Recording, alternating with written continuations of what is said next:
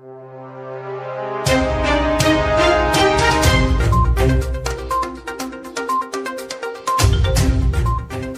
everyone, welcome to TTV and to our weekly show, Let's Talk. As you all know that on this show we discuss various topics and sectors, and this week we have decided to talk about entrepreneurs. If you all remember that last week we touched upon SMEs and how they all were impacted due to COVID-19 in the Sultanate of Oman. So this time we decided to bring you some successful stories of such business owners who actually came out and did really well during this time of pandemic. And for that matter, we have two lovely guests joining us today. So without further ado, let's welcome Saad Al-Balushi, who's the Managing Director for Golden Spoon Group. And then we have Hala Haytham Khamis, who's the co-founder of Trisori Modest Fashion Wear. Thank you both of you for joining us today, and Ramadan Mubarak to both of you. So before we start our show, can you tell us briefly about your businesses, Hala? Okay, my business is modest fashion wear. I try to help hijabi, women, lady, young people to find clothes that they like to express themselves in, wear colors, enjoy and love how they look outside their house. They can easily try to make styles for themselves with the colors, with the styles, with everything. So yeah, this is mainly what we were looking for. Saad, what about you? I know you don't have just one business under your umbrella, you have several chains. Well, we own the Golden Spoon Group in Oman. We've started from 1993. And we have different restaurants, cafes, ice cream parlors under our umbrella. And a couple of franchises as well. So we're trying to keep the trend going on in the market. Right. So I know that everybody was really impacted during this time period, you know, the COVID that started in 2020. And last year only we were talking about how SMEs actually, you know, failed to do well due to, you know, they did not see the intensity of COVID happening. How did you two manage to stay afloat during this time period? Hala, how was it for you? It wasn't an easy thing to do, actually. It was so much hard for everything. There is so many obstacles in the way. But at the same time, there was some people that were only sitting at home doing nothing. It was so bored. Everyone was bored. It was so hard on them. They wanted to do something with their life. So I think shopping, online shopping, made it some excuse for people to get out from what they are living in, from what COVID has made and affected their mental health as well as their going out. So people started wearing their clothes and stay at home or just video chatting each other's. So that was something like to help people get out of this. And then so they focused on buying, shopping online. That made it easier for me to get through the business. Right. Saad, how was it for you? For us, it was mainly, it was a challenge because we've been used to the dine-in customers all this while. And there were a lot of lockdowns at that time that were implemented. And it was hard for customers to visit the outlets and enjoy a dine-in with a good ambience. So that wasn't really available. So what we had to do is focus a little bit more on deliveries and takeouts when there was not any lockdowns. A lot of people, yes, in the beginning did not want to order online because of the pandemic, because of Corona, because of the fear of getting sick. So they were scared that the delivery guys would, or whoever was delivering it would maybe carry the infection or something. But there were ways where we implemented hygiene and safety regulations at our company and spoke to the big delivery companies like Talabat, for example, on how we can work together on this. And we did a couple of offers and we worked together with them, and alhamdulillah, it picked up and it's doing good. Right. Now, how did you get into this specific business, you know, food and beverage? Well, it's a family tradition. The first restaurant that was opened in Oman called Omar Khayyam was owned by my grandmother. And after that, my uncle had taken over the business.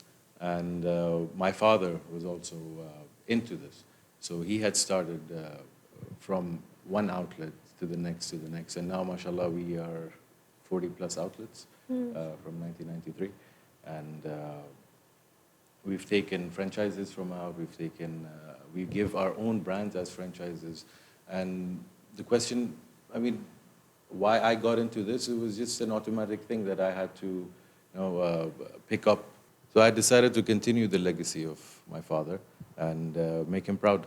Yeah, I'm sure he's really proud of you right now. Hopefully. I am so grateful for him that he recommended your name because I approached him like, why don't you come and, talk about it? And he's like, my son Saad is doing really well, so you better get in touch with him. Alhamdulillah. So thank you Glad. so much for that, You're most Saad. welcome. Thank you for having me.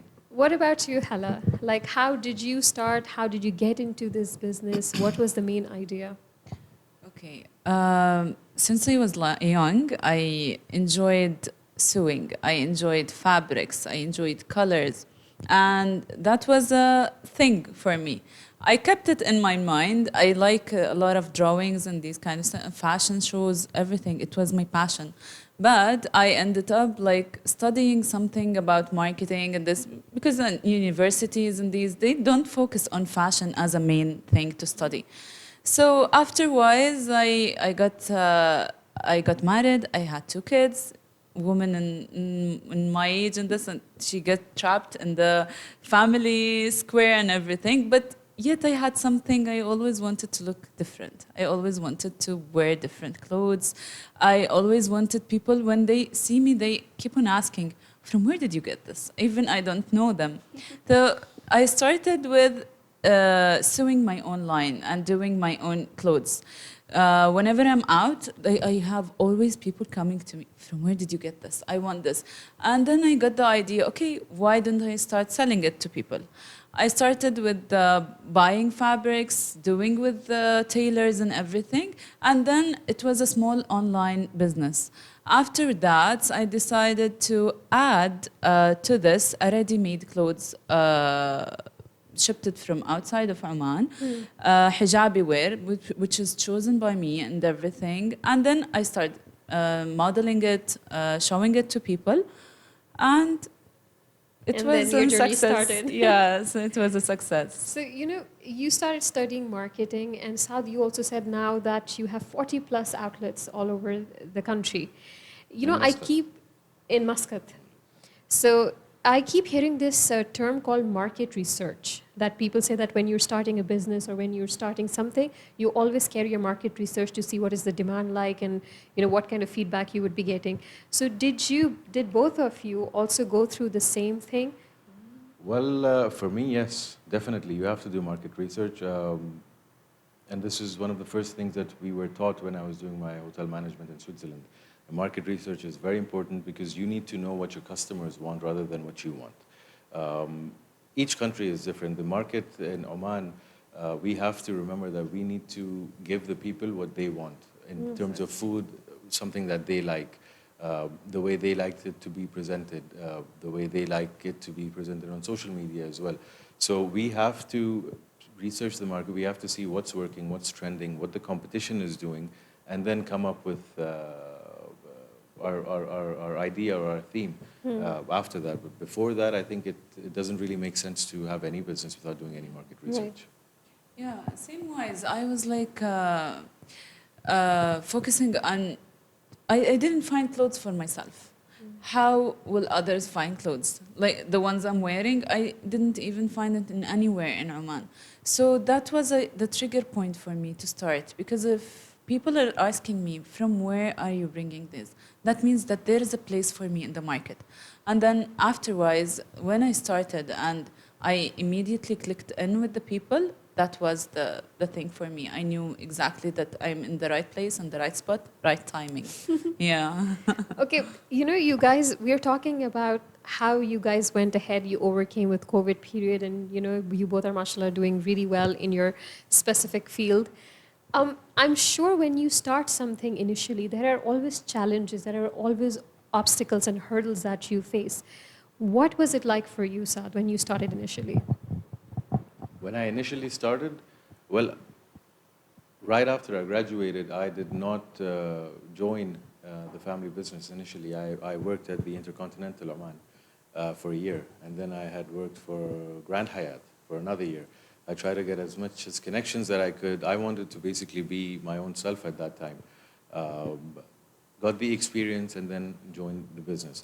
Now, one thing which I would feel which was challenging or the initial challenge was you should not expect profit on the first year.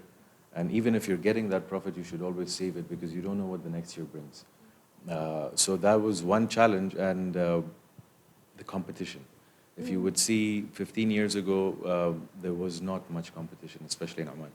At the moment, there is a huge number of competition, and a lot of people are trying to open very similar things to you. So you always have to, be one step ahead of them. True. If you're older in the market, so and you have that experience, so you have to keep your name at par. Right. So that's what I feel. Hala, how was it in terms of challenges and obstacles? A lot of tears. As a woman, a lot of tears. It was so hard. It was finance obstacle. It was COVID.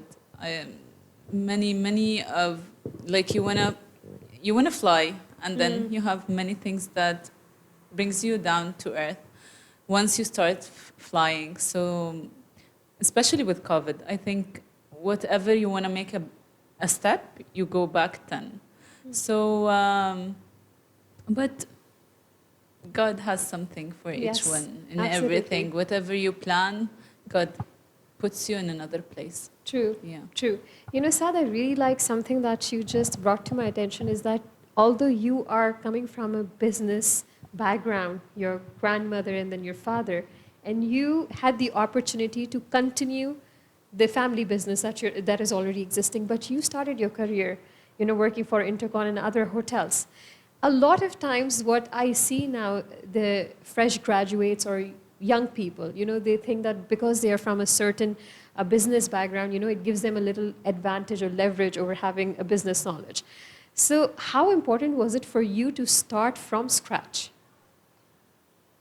Well, first of all, I think this all depends on the upbringing that your parents give you. Whether you come from a business family or a middle class family, you should always know how to take the first step. So we were always taught, me and all my siblings, on how things are being managed from scratch. Like, for example, we need to know from the lower management all the way to the higher management. We need to know what your cleaner is doing, and you need to know what your manager is doing, and then what your CEO is doing, so that you know exactly what's happening.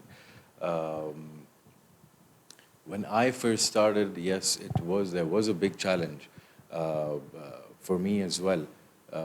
In terms of financial security. I needed to put in a big lump sum of an amount to open a couple of my own brands. So when I initially started, I started with my father. I went through his guidelines. I went through his expertise on what he wanted me to do. I learned, and then I had taken a loan. And he had refused me to take a loan from the bank at that time, and he said, I'll give it to you, but you have to give me back this money in, I think it was 4 years. So I gave him back the money in 8 months on the first venture. So what I first initially opened was a tropical juices and ice cream outlet in Amrat. So we were expecting the break even to happen after 2 years, but then mashallah in 8 months I had returned the favor of my father back. That's huge. Yeah, it did well, mashallah. And then after that, I started opening a couple of different outlets. But what I learned is that the more you save, the happier you will be in future. Because if you don't save, and majority of this generation thinks that they should not, or they should just live their life. Right. They say life is 2 days and you should just live it to the max. I agree and I disagree. You live the way you want, but then if you finish all your money, you don't know what's coming tomorrow. There's nothing That's for true. tomorrow. So, COVID was the perfect example, example. to teach us all that, It was you a never tough know. lesson. Yes. Hala, do you have any business background, or are you coming from a business family too? To be honest, no. I was self-taught, self-built. I didn't have any things with that, but I had my husband. He's an entrepreneur in business, which helped me a lot. I wouldn't have reached to this point without him. He was my supporter and everything.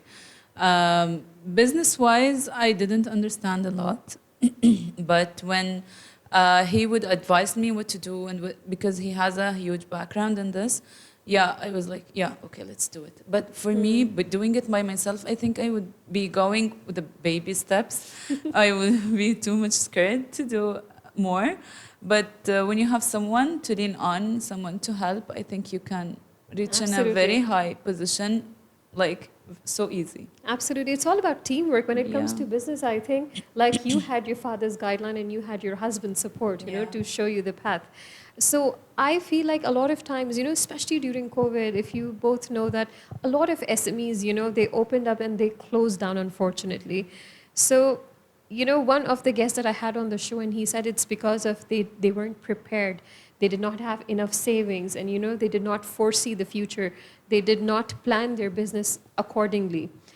Do you think that actually that is true, that when you are having a successful, right now you both are running a successful business, do you still fear that something might happen tomorrow and you still need to save up that portion? Yeah. We don't know what's coming next. We don't know what's tomorrow. We don't know anything. I think we all have to have savings. We all have to have the red line that we don't have to cross in business to keep safe, to keep us growing, to look in more options, more varieties, more branches. Yeah, of course. Saad, what do you think? Yes, you have to save. Yes, you need to. You can't predict the future, but then you can predict where you will be in the next 5 years. You need to have a goal. You need to know that, okay, I'll be saving this much for myself. I'll be keeping this as a security in case something happens, because you really don't know what will happen tomorrow.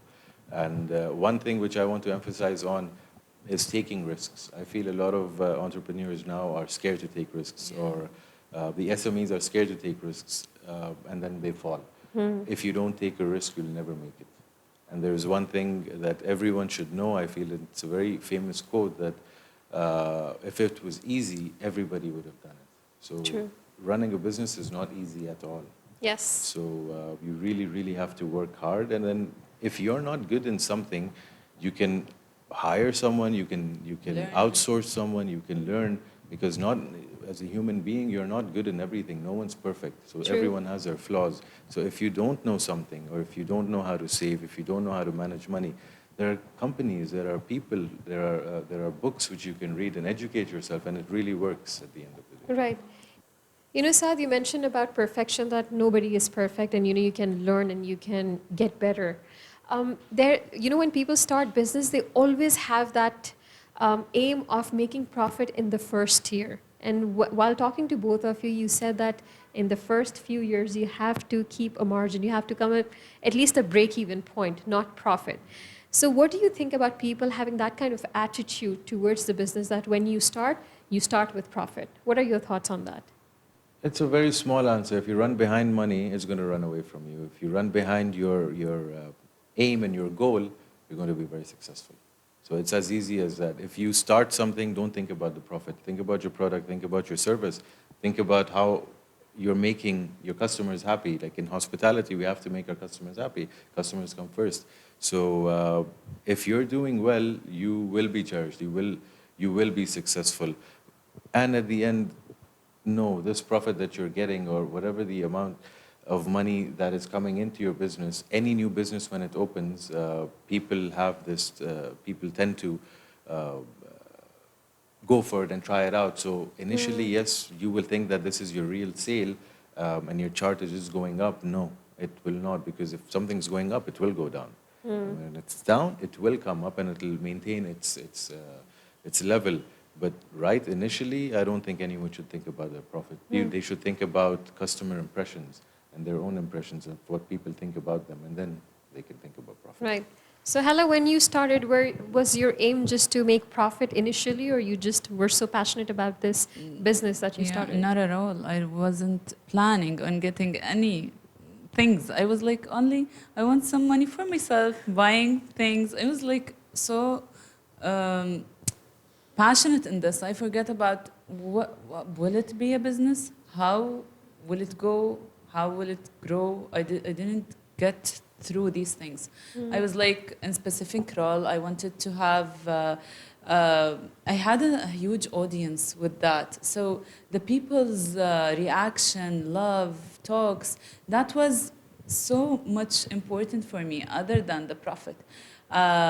The way they talk to me, they talk about me. It was such an amazing thing. And that they are like, that you are the solution for our problem that we don't we're not being able to wear hijab in the right way. I'm not wearing hijab because we don't have clothes. These talks was like so effective for me. I wanted to show hijab in the right way. I wanted to show that you can wear hijab with a confidence. You can wear hijab with love and show it to everyone. My whole story was about hijab and Right. how will people look at you wearing hijab, just Right. to have a nice influence to this. Yeah, because a lot of people think if you're wearing hijab, you cannot look pretty, or you cannot actually Yeah. have, modern looking clothes Yeah. and sticking to the fashion trend. Yeah. That's what they all believe. Yeah, this is it. So yeah, but other than that, when I entered this, it was such a roller coaster, up and down, and yeah, I'm still learning. This is like a tough school that I'm Yes. in. It's not going to be easy, and it's not easy until it has built a huge like platform. It was True. yeah. Yeah, we are still in, kind of in the post-pandemic situation Yeah. right now. I mean, COVID, thank God, has come down, so things have started easing up and opening up.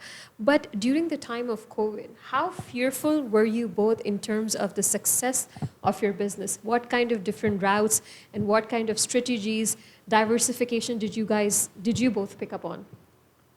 Okay, so I feel that majority of our staff has come on our trust, and we have to look after their well-being. So we have, mashallah, more than 400 staff at the moment, and we were very scared that if something happens to one, because it's a very small community of staff that we have, and everyone lives together, we didn't want anything to happen to them. We didn't want them to go through the sickness and then the other staff follow. That was one. The other thing was that because of us, their house is run.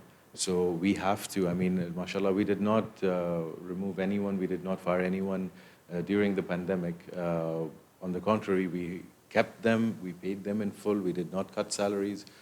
We had to, so that was one thing that we wanted to do, we had to do, and we were worried that we would not be able to do that. But alhamdulillah, we did. The other things were that because we have physical outlets, you have to pay rent.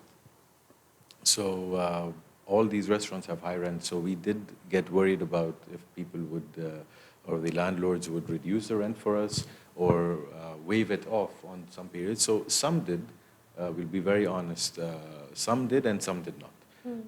So that was a challenge where we had to put in our own money and pay off all those utilities and abilities.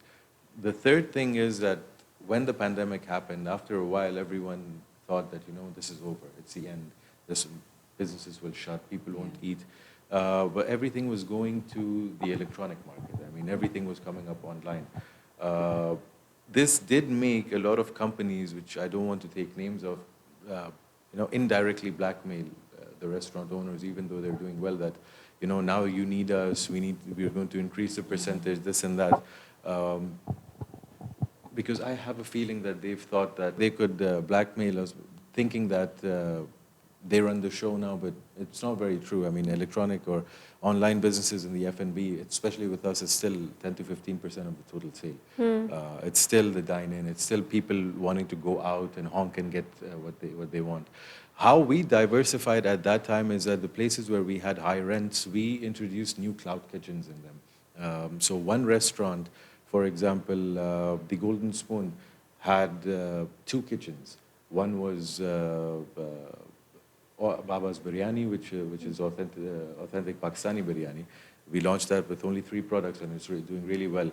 And then there was another one called 990 Cafe, which everything was for 990 Beza. So we opened those. And in Indian tradition, what do you call these pani puris and the chaat? We introduced that as well.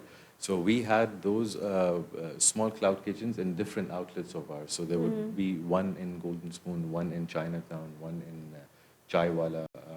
So because we have locations around Muscat everywhere, so we utilize that. What happened with that is that we got an excess of sale, and that sale then helped with the rents. That sale that helped with the salaries, and we did not really get affected much because we thought of that at the right time. A lot of people thought that, you should shut or you can't go with it, but we thought that, no, let's Right. think about something else and make money, and we did, mashallah. We did Mashallah. well at that time. For me, because I opened in Corona and COVID situation, I was already know, like I know about what are the things that I should do. Because it wasn't like a business that is open and then it's suddenly shut or something like that. It's because it started there, I was aiming to find solutions other than focusing on the problems. So first, when they said people don't lock down, we said, okay, we can deliver. They said people don't like to try clothes. I said, okay, we'll bring sanitizer. Whenever you try, we can sanitize it. Anything that I can do to help customers be able to reach and wear and feel safe, I was doing it with everything I had. So this was a helpful thing. To be honest, for the Corona situation, I wasn't scared of the things that was happening. For the business wise, because I was like so trying to find solutions and everything. Whenever there is something that they put on me, okay, I'll give you something else. So you'd always find your way Yeah, out. yeah. I was always finding a way out. Okay, there was a lockdown at 5, for example, and I had a shoot. I wanted to shoot all the clothes. I stay from 5 until 5 a.m. the next day sleeping in my shop just to finish shooting for the customers to be able to see them and buy them online. So everything had a solution with me, everything. So yes, it was a hard time. Yes, no one, maybe a lot of people didn't think to do things in Corona, but like I think there was signs from God that helps me. Yeah, I think that sometimes you're going and they say to do something, and then God just help you with it. Yeah, I think COVID actually brought both good and bad into this world. It taught us a lot, and uh, a lot of people took that leap of faith that normally you wouldn't. Talking about diversification or talking about new implementation and new ideas, you'd be sitting in your comfort zone that you'd be too scared to try that. But COVID actually, made everyone take that leap of faith and go towards diversification, go towards digital commerce and everything. Now, I wanted to ask you both, what are your future expansion plans? Are you both trying to diversify your business? Are you planning to open more outlets? Maybe you're based in Muscat right now, maybe opening more outlets in Oman? Well, I've always learned one thing from my father, that if you can't reach to it very easily, then don't go behind it. So in Muscat, mashallah, we have enough brands. But what we've started doing is giving out franchises of our own brands. So the successful brands of ours that have 3+ outlets, for example, Tropical has more than 28 branches. So we started giving away franchises of those. So we do have, mashallah, at the moment we have 5 franchisees within Muscat that have taken franchise outlets from us, and Chaiwala as well. So these 2 brands we're pushing to give franchises on. We have a lot of people from Batna, we have people from Dhofar, we have people from all around Oman, UAE, Kuwait, asking us for franchises, but we pick the people we give it to. We need to have a very hands-on person. And as I said, that it's not always about the profit, it's about the passion. So we look for passionate people. So the way we are expanding at the moment is we're giving franchises around the Middle East. And people are very interested, and that's one thing that's making our brand grow, and then being rewarded for that as well. That is one, and the other thing is that we also opened a company which is called Key Ventures. And it basically, it is a one-stop solution on anyone who wants to make any construction for any shop, boutique, uh, beauty parlor or restaurant, cafe. I mean, anything to do with hospitality. So if someone has an idea of opening a certain type of restaurant, we will set him up from A to Z, including the menu, including training, and then we will give him the key of that shop. So we're coming into that now because a lot of young people are coming with really good ideas, but they don't know how to implement them. So True. we want to implement them in that way. Well, that sounds very interesting.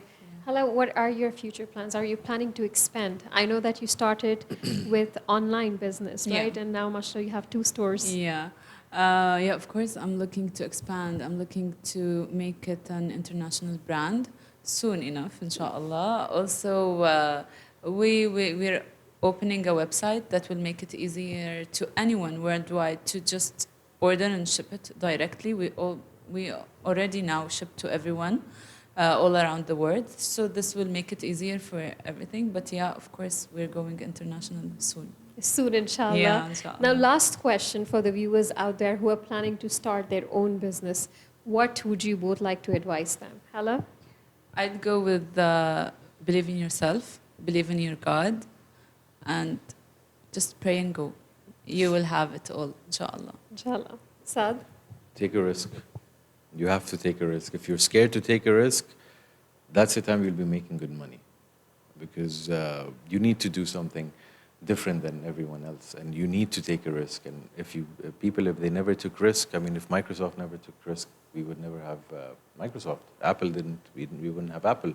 So it takes baby steps, it takes a small idea to make it into something very big. So I feel people should take risks, and just be a little bit wise in their financials. So not just go crazy. Right. And the sky is the limit at the end. If they do that, then they will be successful. Don't run behind money, run behind your passion. Right. That's Well, right. thank you so much, both Thank of you, you for so taking out much. time and being here. It was a Awesome. pleasure talking to you both, and wishing you all the best for your future expansion plans. Thank you so much. Thank you. For more interesting videos and updates, stay tuned and keep watching TTV.